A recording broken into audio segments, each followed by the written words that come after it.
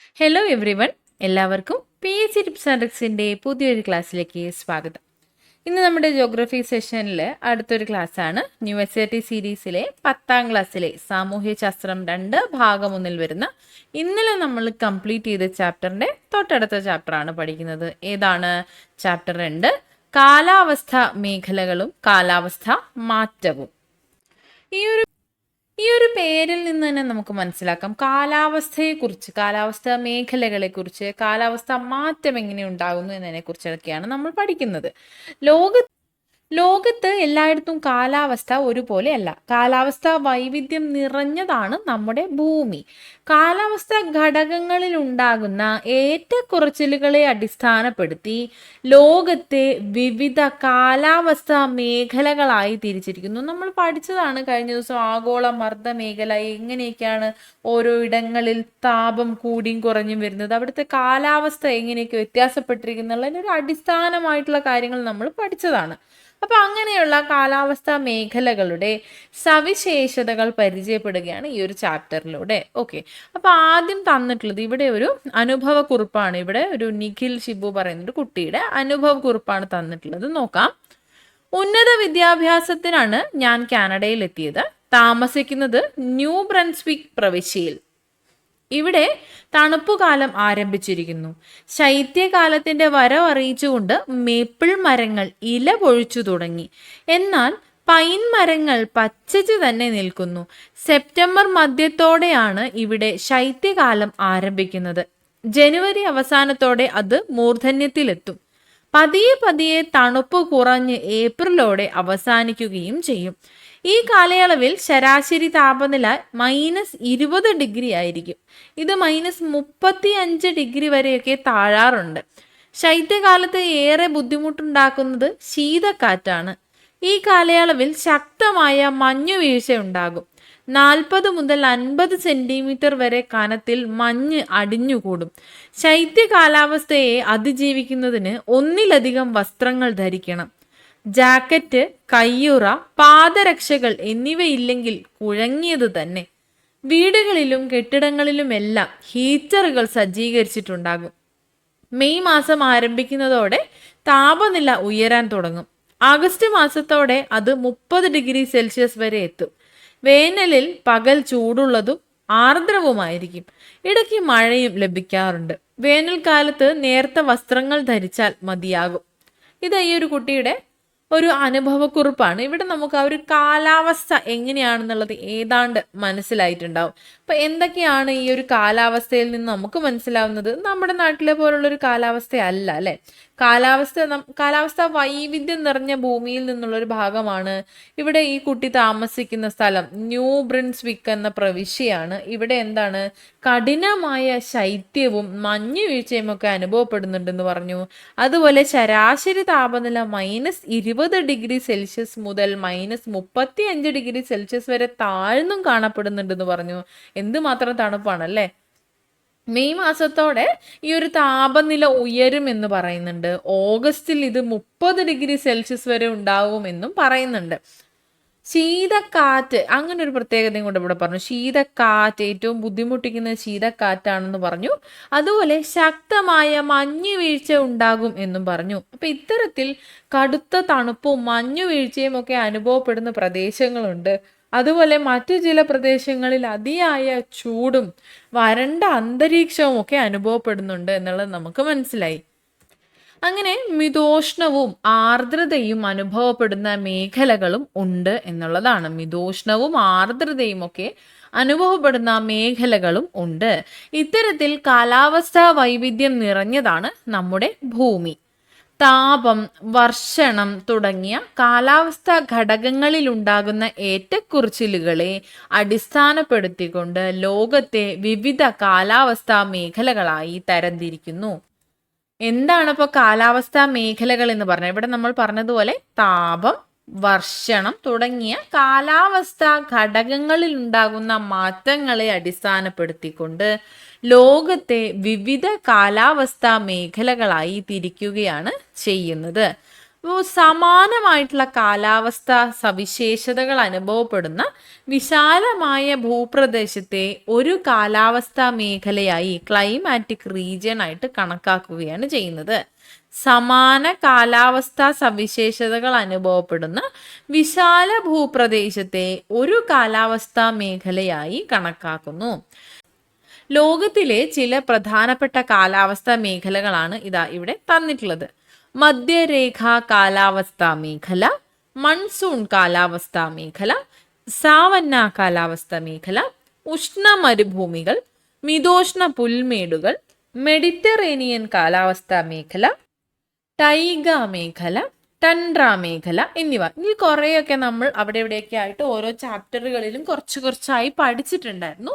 ഏറെക്കുറെ നമുക്ക് പരിചിതമായിട്ടുള്ളവ തന്നെയാണ് ഇവ. അപ്പോൾ ഇവയെക്കുറിച്ച് വിശാലമായിട്ടാണ് ഈ ഒരു ചാപ്റ്ററിൽ കൊടുത്തിട്ടുള്ളത്. ഓക്കെ, ഓരോ മേഖലയിലും ഇവിടെ തന്നിരിക്കുന്ന ഓരോ മേഖലയിലും തനതായ കാലാവസ്ഥയും അതിനനുസൃതമായി രൂപപ്പെട്ടിട്ടുള്ള സസ്യജന്തുജാലങ്ങളുമാണ് ഉള്ളത്. ഭൂമിശാസ്ത്ര സവിശേഷതകൾക്കനുസരിച്ചാണ് അതത് മേഖലകളിലെ ജനജീവിതവും രൂപപ്പെടുന്നത്. നമ്മൾ ഓരോ മേഖല പഠിക്കുമ്പോഴും അവിടുത്തെ ജനജീവിതവും ഇതിനു മുന്നേ പഠിച്ചിട്ടുണ്ടല്ലോ. അപ്പൊ അത്തരത്തിൽ ഭൂമിശാസ്ത്ര സവിശേഷതകൾക്കനുസരിച്ചാണ് അവിടങ്ങളിലെ ആ പ്രദേശങ്ങളിലെ ജനജീവിതവും രൂപപ്പെടുന്നത്. പ്രധാന കാലാവസ്ഥാ മേഖലകളുടെ സവിശേഷതകളിലേക്ക് നമ്മൾ കടക്കാൻ പോവാണ്. ഒന്നാമതായിട്ട് മധ്യരേഖാ കാലാവസ്ഥാ മേഖല. മധ്യരേഖാ കാലാവസ്ഥാ മേഖലയിൽ വസിക്കുന്ന ജനങ്ങളിൽ ഒരു വിഭാഗമാണ് പിഗ്മികൾ എന്ന് പറയുന്നത്. പിഗ്മികളുടെ ഒരു ജീവിത രീതി സൂചിപ്പിക്കുന്ന ചിത്രമാണ് ഈ 2.1 എന്ന് പറയുന്നത്. ഇവിടെ നോക്കിയാൽ നിങ്ങൾക്ക് മനസ്സിലാവും. പിഗ്മി ഗോത്ര വിഭാഗത്തിൽ പെടുന്ന ആളുകളുടെ ജീവിത രീതിയാണ് ഇവിടെ സൂചിപ്പിച്ചിട്ടുള്ളത്. മധ്യരേഖയ്ക്ക് അപ്പോൾ എന്താണ് ഈ മധ്യരേഖാ കാലാവസ്ഥാ മേഖല എന്ന് പറഞ്ഞാൽ, ഭൂമധ്യരേഖയ്ക്ക് വടക്കും തെക്കുമായിട്ട് 10 ഡിഗ്രി വരെയുള്ള അക്ഷാംശത്തിൽ വ്യാപിച്ചിരിക്കുന്ന കാലാവസ്ഥാ മേഖലയാണ് ഈ പറഞ്ഞ മധ്യരേഖാ കാലാവസ്ഥാ മേഖല എന്ന് പറയുന്നത്. ഭൂമധ്യരേഖയ്ക്ക് വടക്കും തെക്കുമായിട്ട് ഏതാണ്ട് 10 ഡിഗ്രി വരെയുള്ള അക്ഷാംശത്തിലാണ് ഈ ഒരു കാലാവസ്ഥാ മേഖല വ്യാപിച്ചിരിക്കുന്നത്. ഭൂമധ്യരേഖാ കാലാവസ്ഥാ മേഖല. ഇവിടെ ഭൂപടം നോക്കുകയാണെങ്കിൽ നമുക്ക് മനസ്സിലാകും. ഇത് കണ്ടോ, ഇതല്ലല്ലോ, ഇതേതാ? ഇവിടെ ഈ ഒരു മാപ്പ് നോക്കുകയാണെങ്കിൽ നമുക്ക് മനസ്സിലാവും.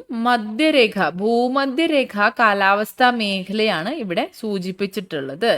ഇവിടെ നോക്കി ചുവപ്പ് നിറത്തിൽ കൊടുത്തിട്ടുള്ളത് അവിടെ ആ ഒരു പ്രദേശത്ത് ഉൾപ്പെടുന്ന പ്രദേശങ്ങളാണ്. ഇതാണ് ഭൂമധ്യരേഖ കാലാവസ്ഥാ മേഖല. ഇപ്പൊ മാപ്പ് നോക്കുമ്പോൾ കുറച്ചുകൂടി ക്ലിയർ അല്ലേ? ഭൂമധ്യരേഖയ്ക്ക് വടക്കും തെക്കുമായിട്ട് ഏതാണ്ട് 10 ഡിഗ്രി വരെയുള്ള അക്ഷാംശത്തിൽ വ്യാപിച്ചിരിക്കുന്ന മേഖലയാണ് ഈ പറഞ്ഞ കാലാവസ്ഥാ മേഖല. ഇവിടെ ആഫ്രിക്കയിലെ കോങ്കോ തടം, തെക്കേ അമേരിക്കയിലെ ആമസോൺ നദീതടം, തെക്ക് കിഴക്ക് ഏഷ്യയിൽ വരുന്ന മലേഷ്യ, ഇന്തോനേഷ്യ തുടങ്ങിയവയാണ് ഈ ഒരു മേഖലയിൽ ഉൾപ്പെടുന്ന പ്രദേശങ്ങൾ എന്ന് പറയുന്നത്. ഇവിടെ വർഷം മുഴുവൻ ഉയർന്ന താപനിലയും വളരെ ഉയർന്ന തോതിലുള്ള മഴയുമാണ് ഈ ഒരു മേഖലയുടെ സവിശേഷതയായി പറയുന്നത്. വർഷം മുഴുവൻ ഉയർന്ന താപനിലയാണ്, അതുപോലെ വളരെ ഉയർന്ന തോതിലുള്ള മഴയുമാണ് മധ്യരേഖാ കാലാവസ്ഥാ മേഖലയുടെ സവിശേഷത. സൂര്യരശ്മികൾ വർഷം മുഴുവൻ ഏറെക്കുറെ ലംബമായി പതിക്കുന്ന മേഖലയായതുകൊണ്ടാണ് മധ്യരേഖാ കാലാവസ്ഥയിൽ ചൂട് കൂടുതലായി അനുഭവപ്പെടുന്നത്. ഭൂമധ്യരേഖാ പ്രദേശത്ത് സൂര്യന്റെ രശ്മികൾ നേരിട്ടായിരിക്കുമല്ലോ പതിക്കുന്നത്. അപ്പൊ അത്തരത്തിൽ സൂര്യരശ്മികൾ വർഷം മുഴുവൻ ലംബമായി തന്നെ പതിക്കുന്ന ഒരു മേഖലയായതുകൊണ്ടാണ് ഇവിടെ ചൂട് കൂടുതലായിരിക്കുന്നത്. ഇത് ഉയർന്ന വായു സംവഹനത്തിനും സംവഹന മഴയ്ക്കും കാരണമാകുന്നുണ്ട്. ഇവിടെ ഉയർന്ന വായു സംവഹനം സംഭവിക്കുന്നു, അതിലൂടെ തന്നെ സംവഹന മഴയ്ക്കും കാരണമാവുകയും ചെയ്യുന്നു. ഈ പ്രദേശങ്ങളിൽ എല്ലാ ദിവസവും ഉച്ചയ്ക്ക് ശേഷം മഴ ലഭിക്കുകയും ചെയ്യുന്നുണ്ട്. ഇവിടെ സവിശേഷതയായി പറഞ്ഞത് അങ്ങനെയാണ്. ഉയർന്ന വായു സംവഹനവും സംവഹന മഴയും ഉണ്ടാകുന്നു. ഈ ഒരു പ്രദേശത്ത് ഏതാണ്ട് എല്ലാ ദിവസവും ഉച്ചയ്ക്ക് ശേഷം മഴ ലഭിക്കുന്നു. ഇത് നമ്മൾ നേരത്തെ പറഞ്ഞതാണ് സംവഹന വൃഷ്ടി എങ്ങനെ ഉണ്ടാകുന്നു എന്നുള്ളത്. അപ്പോൾ ഇത്തരത്തിൽ ഈ ഒരു പ്രദേശത്ത് ഉച്ചയ്ക്ക് ശേഷം മഴ ഏതാണ്ട് എല്ലാ ദിവസവും ലഭിക്കുന്നു. ഉയർന്ന താപനിലയും ഉയർന്ന തോതിലുള്ള മഴയും ലഭിക്കുന്നത് കൊണ്ട് ഭൂമധ്യരേഖ കാലാവസ്ഥാ മേഖലയിൽ നിത്യഹരിത വനങ്ങൾ ധാരാളമായി കാണപ്പെടുന്നു. ഇവിടെ ഉയർന്ന താപനില ലഭിക്കുന്നുണ്ട്, ഉയർന്ന തോതിലുള്ള മഴയും ലഭിക്കുന്നുണ്ട്. അതുകൊണ്ട് എന്താണ് ഇവിടെ നിത്യഹരിത വനങ്ങൾ ധാരാളമായി കാണപ്പെടുന്നു. വർഷം മുഴുവൻ ഉയർന്ന താപനിലയാണ്, ഉയർന്ന തോതിലുള്ള മഴയാണ്. ചൂട് കൂടുതലായതിനാൽ എന്താണ് സംവഹന വൃഷ്ടി, സംവഹന മഴ ലഭിക്കുന്നു. നിത്യഹരിത വനങ്ങൾ ധാരാളമായി കാണപ്പെടുന്നു എന്നുള്ളതാണ് ഭൂമധ്യരേഖ കാലാവസ്ഥാ മേഖലയുടെ സവിശേഷത എന്ന് പറയുന്നത്. അതുപോലെ ഇവിടെ വസിക്കുന്ന ഗോത്ര വിഭാഗത്തിന്റെ പേരാണ് പിഗ്മികൾ എന്നത്. പിഗ്മികൾ ക്ലിയർ ആണല്ലോ. അടുത്തത് മൺസൂൺ കാലാവസ്ഥ മേഖല. കാലികമായി ദിശാവ്യതിയാനം സംഭവിക്കുന്ന കാറ്റുകളാണ് മൺസൂൺ കാറ്റുകൾ. മൺസൂണിനെ കുറിച്ച് നമ്മൾ കഴിഞ്ഞ ക്ലാസ്സിൽ പഠിച്ചിട്ടുണ്ടായിരുന്നു. ഒരു ബേസിക് നോളജ് നമ്മൾ മൺസൂണിനെ കുറിച്ച് ഉണ്ടാക്കിയിട്ടുണ്ട്. എന്തൊക്കെയാന്ന് ഓർമ്മയുണ്ടോ? മൗസിം എന്ന അറബി പദത്തിൽ നിന്നാണ് മൺസൂൺ എന്ന പദം രൂപപ്പെട്ടത് എന്ന് നമ്മൾ പറഞ്ഞിട്ടുണ്ടായിരുന്നു. കാലത്തിനൊത്ത് ദിശ മാറുന്ന കാറ്റുകൾ എന്നാണ് മൺസൂൺ എന്ന വാക്കിന്റെ അർത്ഥം എന്ന് പറഞ്ഞിട്ടുണ്ടായിരുന്നു. ഒരു വർഷ കാലയളവിനുള്ളിൽ കാറ്റിന്റെ ഗതി വിപരീതമാകുന്ന പ്രതിഭാസമാണ് മൺസൂൺ എന്നത്. അറബി പണ്ഡിതനായിട്ടുള്ള ഹിപ്പാലസ് ആണ് മൺസൂൺ കാറ്റുകളുടെ ഗതിമാറ്റം ആദ്യമായിട്ട് നിരീക്ഷിച്ചിട്ടുള്ളത് കേട്ടോ. ഹിപ്പാലസ്. മൺസൂൺ കാറ്റുകൾക്ക് നിർണായകമായിട്ടുള്ള ഒരു സ്വാധീനം ഉള്ളത് കൊണ്ടാണ് ഈ ഒരു മേഖലയെ നമ്മളിവിടെ പഠിക്കുന്നത് മൺസൂൺ കാലാവസ്ഥാ മേഖലയാണ്. ഈ ഒരു മേഖലയിൽ മൺസൂൺ കാറ്റുകൾക്ക് നിർണായകമായ സ്വാധീനമുണ്ട്. അതുകൊണ്ടാണ് ഈ ഒരു മേഖലയെ മൺസൂൺ കാലാവസ്ഥാ മേഖല എന്ന് പറയുന്നത്. അങ്ങനെ കാലികമായി ദിശാവ്യതിയാനം സംഭവിക്കുന്ന കാറ്റുകളെ നമ്മൾ മൺസൂൺ കാറ്റുകൾ എന്ന് വിളിക്കുന്നു. മൺസൂൺ കാറ്റുകൾ വേനൽക്കാലത്ത് കടലിൽ നിന്നും കരയിലേക്കും ശൈത്യകാലത്ത് തിരിച്ച് കരയിൽ നിന്നും കടലിലേക്കും ഈ കാറ്റുകൾക്ക് ഗതിമാറ്റം സംഭവിക്കുന്നു. വേനൽക്കാലത്ത് കടലിൽ നിന്നും കരയിലേക്കും ശൈത്യകാലത്ത് തിരിച്ചും കരയിൽ നിന്നും കടലിലേക്കും ഈ കാറ്റുകൾക്ക് ഗതിമാറ്റം സംഭവിക്കുന്നു. നമ്മൾ നേരത്തെ പറഞ്ഞതുപോലെ ഗതി വിപരീതമാകുന്ന പ്രതിഭാസത്തെയാണ് നമ്മൾ മൺസൂൺ എന്ന് പറയുന്നത്. മൺസൂൺ കാറ്റുകൾക്ക് നിർണായക സ്വാധീനമുള്ളത് കൊണ്ടാണ് ഈ ഒരു മേഖലയെ മൺസൂൺ കാലാവസ്ഥാ മേഖല എന്ന് പറയുന്നത്. ഇവിടെ ഈ ഒരു മാപ്പ് ശ്രദ്ധിക്കുക. മൺസൂൺ കാലാവസ്ഥാ മേഖലയുമായി ബന്ധപ്പെട്ട മാപ്പാണ്. ഇവിടെ ഇത്തരത്തിലാണ് സൂചിക തന്നിട്ടുള്ളത്. ഈ ഒരു ഷെയ്ഡ് കൊടുത്തിട്ടുള്ള ഭാഗമാണ് മൺസൂൺ കാലാവസ്ഥാ മേഖല സ്വാധീനിക്കുന്ന മേഖല അല്ലെങ്കിൽ രാജ്യം എന്നൊക്കെ സ്ഥലം എന്നൊക്കെ പറയുന്നത്. ഓക്കെ, ഇത് കണ്ടല്ലോ, ക്ലിയർ ആണല്ലോ. ഇതിൽ പ്രധാനമായിട്ട് ശ്രദ്ധിക്കേണ്ടത് നമ്മുടെ ഇന്ത്യൻ ഉപഭൂഖണ്ഡം മൺസൂൺ കാലാവസ്ഥാ മേഖലയിൽ ഉൾപ്പെടുന്ന പ്രദേശമാണ് എന്നുള്ളതാണ്. ഓക്കെ, ആർദ്രവും ദീർഘവുമായ വേനൽക്കാലവും വരണ്ടതും ഹ്രസ്വവുമായ ശൈത്യകാലവും മൺസൂൺ കാലാവസ്ഥയുടെ സവിശേഷതയാണ്. എന്താണ് മൺസൂൺ കാലാവസ്ഥയിൽ വരുന്നത്? ആർദ്രവും ദീർഘവുമായ വേനൽക്കാലമാണ്. ആർദ്രമാണ്, അതുപോലെ ദീർഘവുമാണ് വേനൽക്കാലം. വരണ്ടതും ഹ്രസ്വവുമായിട്ടുള്ള ശൈത്യകാലവുമാണ് മൺസൂൺ കാലാവസ്ഥയുടെ പ്രധാനപ്പെട്ട സവിശേഷത. ആർദ്രവും ദീർഘവുമായ വേനൽക്കാലം, വരണ്ടതും ഹ്രസ്വവുമായ ശൈത്യകാലവുമാണ് മൺസൂൺ കാലാവസ്ഥയിൽ അനുഭവപ്പെടുന്നത്. മൺസൂൺ കാലാവസ്ഥാ മേഖലകളിൽ ദൈനിക താപാന്തരം എന്താണെന്നുള്ളതൊക്കെ ഓർക്കണം. നമ്മളിത് നേരത്തെ 2 ക്ലാസ്സുകളിൽ പഠിച്ചിട്ടുണ്ട്. ഓക്കെ, മൺസൂൺ കാലാവസ്ഥാ മേഖലകളിൽ ദൈനിക താപാന്തരം തീരപ്രദേശങ്ങളിൽ വളരെ കുറവും ഉൾപ്രദേശങ്ങളിൽ വളരെ കൂടുതലും ആയിരിക്കും. മൺസൂൺ കാലാവസ്ഥാ മേഖലകളിൽ ദൈനിക താപാന്തരം തീരപ്രദേശങ്ങളിൽ വളരെ കുറവായിരിക്കും, എന്നാൽ ഉൾപ്രദേശങ്ങളിൽ വളരെ കൂടുതലും ആയിരിക്കും. ശ്രദ്ധിക്കണം കേട്ടോ, ഈ സ്റ്റേറ്റ്മെന്റ്സ് ഒക്കെ ഒന്ന് ശ്രദ്ധിച്ച് വെക്കുക. ഇനി കാറ്റിന്റെ ദിശ, ഭൂപ്രകൃതി, തീരപ്രദേശത്തു നിന്നുള്ള അകലം എന്നീ ഘടകങ്ങളൊക്കെ അനുസരിച്ച് മൺസൂൺ പ്രദേശത്ത് മഴ ലഭ്യതയിലും ഏറ്റക്കുറച്ചിലുകൾ ഉണ്ട്. ഇവിടെ മഴ ലഭ്യതയിലും ഏറ്റക്കുറച്ചിലുകൾ അനുഭവപ്പെടുന്നുണ്ട്. എന്തുകൊണ്ടാണ്? ഭൂപ്രകൃതി വ്യത്യാസം, അതുപോലെ കാറ്റിന്റെ ദിശ, തീരപ്രദേശത്തു നിന്നുള്ള അകലം ഇവയെല്ലാം ആശ്രയിച്ചുകൊണ്ട് മൺസൂൺ പ്രദേശത്ത് മഴ ലഭ്യതയിൽ മാറ്റങ്ങൾ അനുഭവപ്പെടാറുണ്ട്. കേവലം 50 സെന്റിമീറ്റർ മാത്രം വാർഷിക മഴ ലഭിക്കുന്ന പ്രദേശങ്ങൾ മുതൽ 1000 സെന്റിമീറ്ററിന് മുകളിൽ വാർഷിക മഴ ലഭിക്കുന്ന പ്രദേശങ്ങളും ഈ ഒരു മേഖലയിൽ കാണപ്പെടുന്നുണ്ട്. ഇത്രയധികം വ്യത്യാസം ഇവിടെ കാണപ്പെടുന്നുണ്ട് എന്നുള്ളതാണ്. 50 സെന്റിമീറ്റർ മാത്രം വാർഷിക മഴ ലഭിക്കുന്ന പ്രദേശങ്ങളും 1000 സെന്റിമീറ്ററിന് മുകളിൽ വാർഷിക മഴ ലഭിക്കുന്ന പ്രദേശങ്ങളും മൺസൂൺ കാലാവസ്ഥാ മേഖലയിൽ ഉണ്ട്.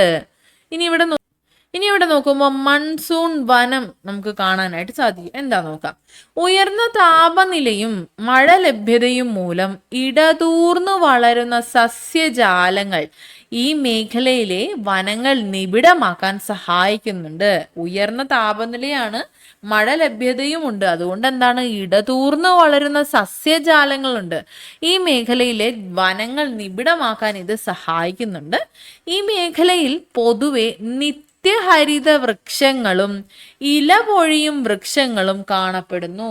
നിത്യഹരിത വൃക്ഷങ്ങളും ഇലപൊഴിയും വൃക്ഷങ്ങളും കാണപ്പെടുന്നുണ്ട്. നിത്യഹരിത വൃക്ഷങ്ങളും കാണപ്പെടുന്നുണ്ട്. എന്നിരുന്നാലും കൂടുതൽ വ്യാപകമായി കാണപ്പെടുന്നത് ഇലപൊഴിയും കാടുകൾ. ഉഷ്ണമേഖല ഇലപൊഴിയും കാടുകൾ എന്നറിയപ്പെടുന്ന മൺസൂൺ വനങ്ങൾ. എന്താണ് മൺസൂൺ വനങ്ങൾ? ഉഷ്ണമേഖല ഇലപൊഴിയും കാടുകളാണ് മൺസൂൺ വനങ്ങൾ എന്ന് അറിയപ്പെടുന്നത്. ഈ വനങ്ങളിൽ മഴ ലഭ്യതയ്ക്കനുസരിച്ച് വ്യത്യസ്ത ഇനം വൃക്ഷങ്ങൾ ഇടകലർന്ന് കാണപ്പെടുന്നു. ഈ ഉഷ്ണമേഖല ഇലപൊഴിയും കാടുകൾ എന്നറിയപ്പെടുന്നതാണ് മൺസൂൺ വനം എന്ന് പറയുന്നത്. മൺസൂൺ വനങ്ങൾ. ഇവിടെ ഉയർന്ന താപനിലയുണ്ട്, അതുപോലെ തന്നെ ജലലഭ്യതയും മഴ ലഭ്യതയുണ്ട്. അതുകൊണ്ട് എന്താണ്? ഇടതൂർന്ന് സസ്യങ്ങൾ വളരുന്നുണ്ട്. അപ്പോൾ നിബിഡമായിട്ടുള്ള വനങ്ങൾ ഈ ഒരു പ്രദേശത്ത് കാണാനായി സാധിക്കും. ഇവിടെ പൊതുവെ നമുക്ക് കാണാൻ കഴിയുന്ന 2 തരത്തിലുള്ള വൃക്ഷങ്ങൾ, ഇലപൊഴിയും വൃക്ഷങ്ങളും കാണാം, അതുപോലെ നിത്യഹരിത വൃക്ഷങ്ങളും കാണാം. എങ്കിലും കൂടുതലായി കാണുന്നത് എന്താണ്? ഇലപൊഴിയും കാടുകളാണ്. ഇത്തരത്തിലുള്ള ഉഷ്ണമേഖല ഇലപൊഴിയും കാടുകളെ മറ്റൊരു പേരിൽ പറയുന്നു മൺസൂൺ വനം എന്ന്. മൺസൂൺ വനങ്ങളിൽ മഴ ലഭ്യതയ്ക്കനുസരിച്ച് വ്യത്യസ്ത ഇനം വൃക്ഷങ്ങൾ ഇടകലർന്നാണ് കാണപ്പെടുന്നത്. ഇവിടെ കാണുന്നത് പോലെ ഒരേ രീതിയിലുള്ള വൃക്ഷങ്ങളല്ലല്ലോ, വ്യത്യസ്ത തരത്തിലുള്ള വൃക്ഷങ്ങൾ ഇടകലർന്നാണ് ഇവിടെ കാണപ്പെടുന്നത്. ഈ ഒരു മൺസൂൺ മേഖല എന്ന് പറയുന്നത് ലോകത്തിലെ തന്നെ ജനസാന്ദ്രതയേറിയ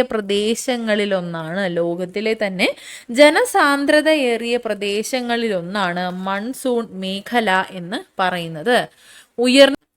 ഉയർന്ന ജനസാന്ദ്രതയുണ്ട്, അല്ലെങ്കിൽ നല്ല രീതിയിലുള്ള ജനവാസമുള്ള മേഖലയാണ് എന്നതുകൊണ്ട് തന്നെ അവിടെ ഒരു കാർഷിക മേഖലയുടെ വളർച്ചയ്ക്ക് കാരണമാകാനുള്ള സാധ്യതയുണ്ട് അല്ലേ. ഇവിടെ പറഞ്ഞതുപോലെ ഉയർന്ന മഴ ലഭ്യതയുണ്ട്, അതുപോലെ തൊഴിലാളി ലഭ്യതയും ഉള്ളതുകൊണ്ട് മൺസൂൺ കാലാവസ്ഥാ മേഖലയെ ഒരു പ്രധാന കാർഷിക മേഖലയായി നിലനിർത്തുന്നുണ്ട്. ഇതൊരു പ്രധാന കാർഷിക മേഖല കൂടിയാണ്. ഇവിടെയുള്ള പ്രധാനപ്പെട്ട വിളകൾ, ഉഷ്ണമേഖലാ വിളകൾ ഏതൊക്കെയാണ്? നെല്ല്, കരിമ്പ്, ചണം, പരുത്തി, തേയില, കാപ്പി തുടങ്ങിയവയൊക്കെയാണ് ഈ ഒരു മേഖലയിൽ കൃഷി ചെയ്തു വരുന്നത്. ഉഷ്ണമേഖലാ വിളകളായ നെല്ല്, കരിമ്പ്, ചണം, പരുത്തി, തേയില, കാപ്പി തുടങ്ങിയവയൊക്കെ ഈ മേഖലയിൽ കൃഷി ചെയ്തു വരുന്നു. ഈ വിളകളെ ഉഷ്ണമേഖലാ വിളകൾ എന്നാണ് വിളിക്കുന്നത്. ഉഷ്ണമേഖലാ വിളകൾ. അതെന്തുകൊണ്ടാണ് എന്ന് ചോദിച്ചാൽ ഉഷ്ണമേഖലയിലെ സവിശേഷമായ കാലാവസ്ഥാ സാഹചര്യം, നമ്മൾ നേരത്തെ പറഞ്ഞതുപോലെ ഉയർന്ന താപനില, കൂടുതൽ മഴ, മഞ്ഞില്ലാത്ത അവസ്ഥ, ഇത്തരത്തിലുള്ള കാലാവസ്ഥാ സാഹചര്യങ്ങളിൽ മാത്രം നന്നായി വളരാൻ സാധിക്കുന്നത് കൊണ്ടാണ് ഇവയെ ഉഷ്ണമേഖലാ വിളകൾ എന്ന് വിളിക്കുന്നത്. ഇനി തീവ്ര ഉപജീവന കൃഷിയാണ് ഈ പ്രദേശത്ത് നിലനിൽക്കുന്നത്. തീവ്ര ഉപജീവന കൃഷിയാണ് ഈ ഒരു പ്രദേശത്ത് മൺസൂൺ കാലാവസ്ഥാ മേഖലയിൽ നിലനിൽക്കുന്നത്. അപൂർവ പ്രദേശങ്ങളിൽ പ്രാചീന ഉപജീവന കൃഷി രീതിയായ സ്ഥാനമാറ്റ കൃഷിയും നിലവിലുണ്ട്. എന്താണ് സ്ഥാനമാറ്റ കൃഷി? സ്ഥാനമാറ്റ കൃഷി എന്ന് വെച്ചാൽ കൃഷിയിടങ്ങൾ മാറി മാറി കൃഷി ചെയ്യുന്ന സമ്പ്രദായത്തെയാണ് സ്ഥാനമാറ്റ കൃഷി എന്ന് പറയുന്നത്. കൃഷിയിടങ്ങൾ മാറി മാറിയാണ് ഇവ കൃഷി ചെയ്യുന്നത്. പുനം കൃഷി എന്നും ഇതിന് അറിയപ്പെടുന്നുണ്ട്. പുനം കൃഷി എന്നും ഈ ഒരു സ്ഥാനമാറ്റ കൃഷിക്ക് പേരുണ്ട് കേട്ടോ. ഇത്തരത്തിൽ ഈ ഒരു രീതിയിൽ ഒരു ഭൂപ്രദേശത്ത് കുറേ കാലം കൃഷി ചെയ്തതിന് ശേഷം ആ ഭൂമി തരിച്ചിട്ട് പുതിയ കൃഷിഭൂമിയിലേക്ക് മാറി കൃഷി ചെയ്യുന്നു. അപ്പൊ എന്ത് സംഭവിക്കും? അത്തരത്തിൽ അവ റീയൂസ് കുറച്ചു കാലം അവ ഉപയോഗിക്കാതെ വെച്ച് പിന്നീട് അവ പിന്നെ ഉപയോഗിക്കുന്ന രീതിയിലേക്ക് മാറും. മറ്റൊന്നാണ് മാറ്റ കൃഷി എന്ന് പറഞ്ഞത്. എന്താണ്? വൻമരങ്ങൾ മാത്രം ഒരിടത്തുള്ള ഒരു പ്രദേശത്ത് കൃഷി ചെയ്യുന്ന പ്രദേശത്തുള്ള വൻമരങ്ങൾ മാത്രം നിലനിർത്തിക്കൊണ്ട് മറ്റുള്ളവയെല്ലാം കത്തിച്ച ശേഷം കൃഷി ഇറക്കുന്ന രീതിയാണ് മാറ്റ കൃഷി എന്ന് പറയുന്നത്. ഈ ഒരു മാറ്റ കൃഷിയും നിലവിലുള്ള കൃഷി രീതി തന്നെയാണ്. കരിച്ച് കൃഷി ഇറക്കൽ എന്നാണ് ഇതിനെ വിളിക്കുന്നത്. നമ്മൾ കേട്ടിട്ടുണ്ടാവും സ്ലാഷ് ആൻഡ് ബേൺ എന്ന് പറഞ്ഞിട്ട്. സ്ലാഷ് ആൻഡ് ബേൺ, നമ്മൾ കരിച്ച് കൃഷി ഇറക്കുന്നു എന്നൊരു അർത്ഥത്തിലാണ് ഇത് ഇങ്ങനെ പറയുന്നത്. അതിനെ മാറ്റ കൃഷി എന്നാണ് പറയുന്നത്. അപ്പൊ ഇത്തരത്തിലുള്ളവയൊക്കെ നിലവിൽ ഉണ്ട് എന്നുള്ളതാണ് ഇവിടെ പറഞ്ഞിട്ടുള്ളത്. ഇവിടെ തീവ്ര ഉപജീവന കൃഷിയാണ് നിലനിൽക്കുന്നത് എങ്കിൽ പോലും അപൂർവം ചിലയിടങ്ങളിൽ സ്ഥാനമാറ്റ കൃഷിയും നിലവിലുണ്ട്. അപ്പൊ നമ്മൾ സ്ഥാനമാറ്റ കൃഷി എന്താണെന്ന് കണ്ടു, അതുപോലെ മാറ്റ കൃഷി എന്താണ് എന്നുള്ളതും കണ്ടു. മഴ ലഭ്യതയിൽ വ്യത്യാസം വരുന്നതിനനുസരിച്ച് സസ്യജാലങ്ങളുടെ ഇനം, വൈവിധ്യം, ഉയരം എന്നിവയിലെല്ലാം വ്യത്യാസം വരുന്നുണ്ട്. ജന്തുജാലങ്ങളിലും വൈവിധ്യം പ്രകടമാണ്. മഴ ലഭ്യതയിൽ വ്യത്യാസമുണ്ട്. അതുകൊണ്ട് തന്നെ സസ്യജാലങ്ങളുടെ ഇനം, ആ ഒരു പ്രദേശത്ത് വളരാനാകുന്ന ഇനത്തിലുള്ള സസ്യങ്ങളാണ് വളരുന്നത്. അതുപോലെ വ്യത്യസ്ത ഇനം, വൈവിധ്യങ്ങൾ നിറഞ്ഞിട്ടുള്ള സസ്യജാലങ്ങൾ വളരുന്നു. അവയുടെ ഉയരത്തിലും വ്യത്യാസമുണ്ട്. അതുപോലെ തന്നെ സസ്യജാലങ്ങളിലുള്ള വ്യത്യാസം പോലെ തന്നെ പ്രകടമായ വ്യത്യാസം ജന്തുജാലങ്ങളിലും കാണാനായി സാധിക്കുന്നു എന്നാണ് പറയുന്നത്. അങ്ങനെ ഇവിടെ നമ്മൾ രണ്ടാമത്തെ ആ ഒരു മേഖലയും പൂർത്തിയാക്കി. ഏതായിരുന്നു? ഇവിടെ പറഞ്ഞതുപോലെ മൺസൂൺ കാലാവസ്ഥാ മേഖല നമ്മൾ 2 പൂർത്തിയാക്കിയിട്ടുണ്ട്. ഏതൊക്കെയാണ്? ഭൂമധ്യരേഖാ കാലാവസ്ഥാ മേഖല, മൺസൂൺ കാലാവസ്ഥാ മേഖല എന്നിവ പൂർത്തിയാക്കി. അടുത്തത് സാവന്ന കാലാവസ്ഥ മേഖലയാണ്. സാവന്ന കാലാവസ്ഥ മേഖല എന്താണ്? സാവന്ന കാലാവസ്ഥാ മേഖലയിൽ പറയുന്നത് എന്താണ്? ഇവിടെ പറയുന്നത് ഇരു അർദ്ധഗോളങ്ങളിലുമായി 10 ഡിഗ്രി മുതൽ 30 ഡിഗ്രി വരെ അക്ഷാംശങ്ങൾക്കിടയിൽ കാണപ്പെടുന്ന ഉഷ്ണമേഖല പുൽമേടുകളാണ് സാവന്ന എന്നത്. നമ്മൾ കഴിഞ്ഞ ഏതൊരു ക്ലാസ്സിൽ ഇത് കണ്ടിട്ടുണ്ടായിരുന്നു അല്ലേ? നമ്മൾ സാവന്നയെ കുറിച്ച് പഠിച്ചിട്ടുണ്ടായിരുന്നു. അപ്പോൾ എന്താണ്? ഇരു അർദ്ധഗോളങ്ങളിലുമായി 10 ഡിഗ്രി മുതൽ 30 ഡിഗ്രി വരെയുള്ള അക്ഷാംശങ്ങൾക്കിടയിലാണ് ഈ ഒരു മേഖല കാണപ്പെടുന്നത്. ഇതൊരു ഉഷ്ണമേഖല പുൽമേടുകളാണ് സാവന്ന എന്നത്. സാവന്ന വിവിധ പ്രദേശങ്ങളിൽ വ്യത്യസ്ത പേരുകളിലാണ് ഈ പുൽമേടുകൾ അറിയപ്പെടുന്നത്. വിവിധ ഇടങ്ങളിൽ വ്യത്യസ്ത പേരുകളിലാണ് അറിയപ്പെടുന്നത്. ഏതൊക്കെയാണ്? ആഫ്രിക്കയിൽ എന്ത് പേരിലാണ്? സാവന്ന എന്ന പേരിലാണ്. ആഫ്രിക്കയിൽ സാവന്ന എന്ന പേരിൽ അറിയപ്പെടുന്നു. തെക്കൻ ബ്രസീലിൽ കാംപോസ് എന്ന് അറിയപ്പെടുന്നു. വെനിസ്വലയിൽ ലനോസ് എന്ന് അറിയപ്പെടുന്നു. ആഫ്രിക്കയിൽ സാവന്ന എന്നും തെക്കൻ ബ്രസീലിൽ കാംപോസ് എന്നും വെനിസ്വലയിൽ ലനോസ് എന്നും അറിയപ്പെടുന്നത് ഉഷ്ണമേഖലാ പുൽമേടുകളായ സാവന്ന തന്നെയാണ്. ഇവിടെ നമുക്ക് സാവന്ന കാലാവസ്ഥാ മേഖല മനസ്സിലാക്കി തരുന്ന വിധത്തിലുള്ള ഒരു മാപ്പ് നൽകിയിട്ടുണ്ട്. എവിടം തൊട്ട് എവിടം വരെയാണെന്നാണ് നമ്മളോട് പറഞ്ഞത്?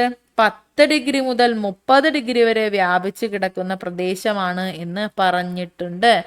ഈ ഒരു ഉഷ്ണമേഖല പുൽമേടുകളിൽ ഏതൊക്കെ രാജ്യങ്ങൾ ഉൾപ്പെടുന്നു? സൂചിക നോക്കിയാൽ അറിയാം. പച്ച നിറത്തിൽ നൽകിയിട്ടുള്ളതാണ് ഈ ഒരു സാവന്ന മേഖല ഉൾപ്പെടുന്ന പ്രദേശം എന്നുള്ളതാണ്. ഏതൊക്കെയാണ്?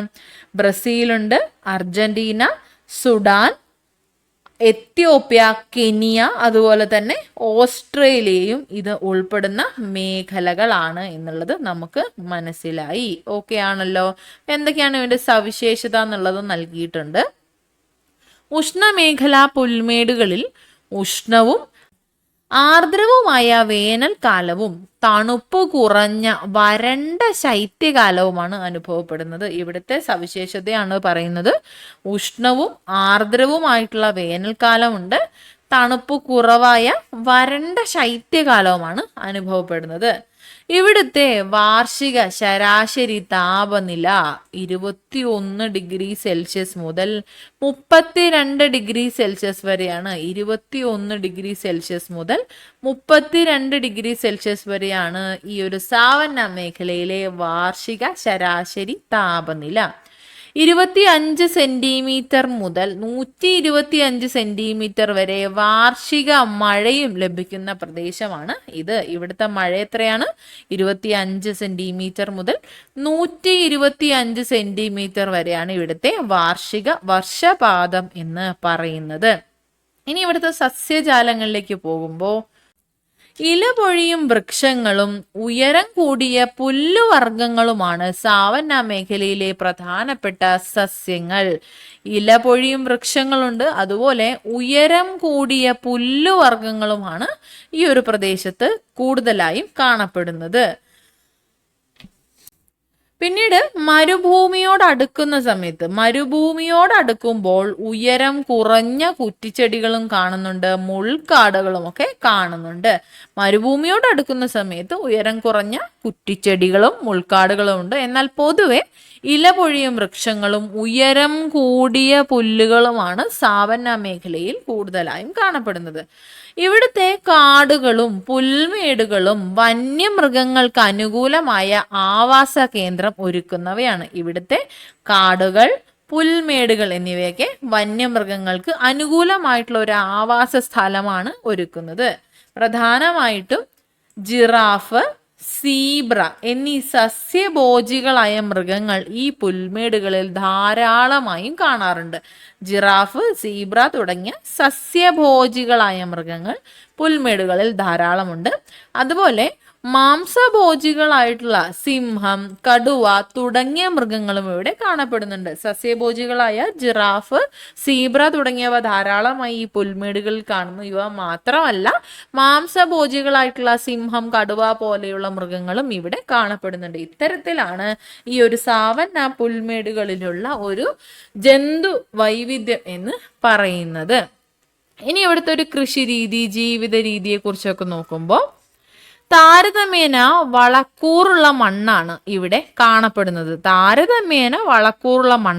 എങ്കിൽ കൂടിയും മഴ കുറവാണ് ഇവിടെ. മഴ കുറവുള്ള പ്രദേശമായതുകൊണ്ട് ജലം അധികം ആവശ്യമില്ലാത്ത കൃഷിരീതി മാത്രമേ ഇവിടെ ചെയ്യാനായിട്ടുള്ളൂ പറ്റുള്ളൂ. എന്താണ്? ഡ്രൈ ഫാമിംഗ് മാത്രമേ ഇവിടെ അവലംബിക്കാനായി സാധിക്കുകയുള്ളൂ.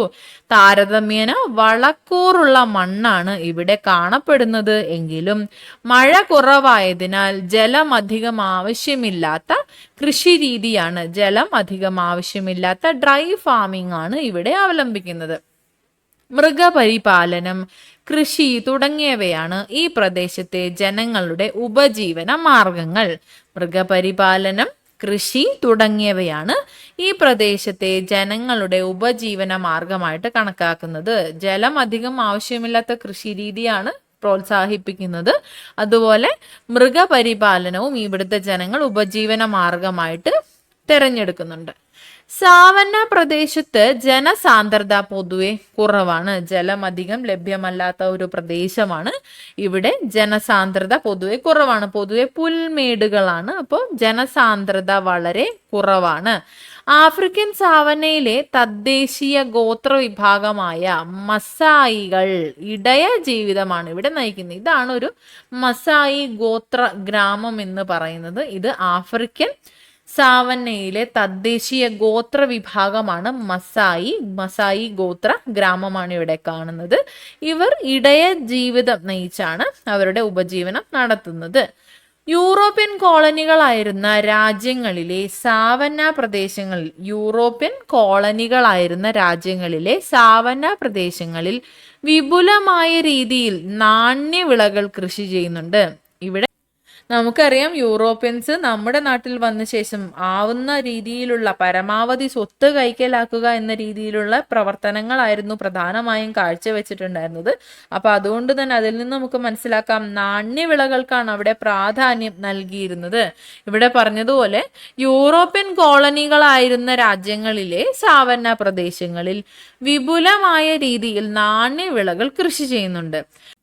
അതിനുദാഹരണമായി പറയാവുന്നതാണ് സുഡാനിലെ പരുത്തി കൃഷി, ബ്രസീലിലെ കാപ്പി കൃഷി എന്നിവയൊക്കെ. സുഡാനിലെ പരുത്തി കൃഷി, ബ്രസീലിലെ കാപ്പി കൃഷി എന്നിവ ഇതിന് ഉദാഹരണങ്ങളാണ്. ഇനി ഉഷ്ണമേഖലാ പുൽമേടുകളുടെ പടിഞ്ഞാറൻ അതിരുകളോടടുക്കുമ്പോൾ മഴ ക്രമേണ കുറഞ്ഞു വരുന്നതിനാൽ വൃക്ഷങ്ങളുടെ ഉയരം ക്രമേണ കുറഞ്ഞു വരുന്നതായി കാണാം. ഉഷ്ണമേഖല പുൽമേടുകളുടെ പടിഞ്ഞാറൻ അതിരുകളോടടുക്കുന്ന സമയത്ത് മഴ ക്രമേണ കുറഞ്ഞു വരുന്നു. അതുകൊണ്ട് തന്നെ ആ ഒരു പ്രദേശങ്ങളിൽ വൃക്ഷങ്ങളുടെ ഉയരം ക്രമേണ കുറഞ്ഞു വരുന്നതായി കാണാം. ഇതിന്റെ തുടർച്ചയായി മരുഭൂമി സസ്യജാലങ്ങളാണ് ഇവിടെ കാണപ്പെടുന്നത്. മരുഭൂമി സസ്യജാലങ്ങൾ കാണപ്പെടുന്നു. ഓക്കെ ആണോ? ക്ലിയർ ആണോ? അപ്പൊ നമ്മളിവിടെ 3 തരത്തിലുള്ള 3 കാലാവസ്ഥാ മേഖലകൾ കണ്ടു. അവയുടെ വിശദാംശങ്ങൾ പഠിച്ചു. ഭൂമധ്യരേഖാ കാലാവസ്ഥാ മേഖല, മൺസൂൺ കാലാവസ്ഥാ മേഖല, സാവന്ന കാലാവസ്ഥാ മേഖല എന്നിങ്ങനെ 3 കാലാവസ്ഥാ മേഖലകൾ പഠിച്ചു. അപ്പൊ ഇതിനൊരു ഇൻട്രൊഡക്ഷൻ, ഈ ഒരു ചാപ്റ്ററിന്റെ ഒരു ഇൻട്രൊഡക്ഷൻ എന്ന രീതിയിൽ നമ്മൾ ഇത്രയും പൂർത്തിയാക്കിയിട്ടുണ്ട്. നമ്മൾ ഡിസ്കസ് ചെയ്ത അത്രയും തന്നെ നിങ്ങൾക്ക് ക്ലിയർ ആണെന്ന് വിശ്വസിക്കുന്നു. നമുക്ക് ബാക്കിയുള്ളവ അടുത്ത ക്ലാസ്സിൽ എടുക്കാവുന്നതാണ്. ഓക്കെ, അപ്പം നിങ്ങൾ എല്ലാവരും നന്നായിട്ട് തന്നെ പഠിക്കുക, നന്നായിട്ട് മനസ്സിലാക്കി പഠിക്കുക. ഓക്കെ, അപ്പം എല്ലാവർക്കും താങ്ക് യു സോ മച്ച്.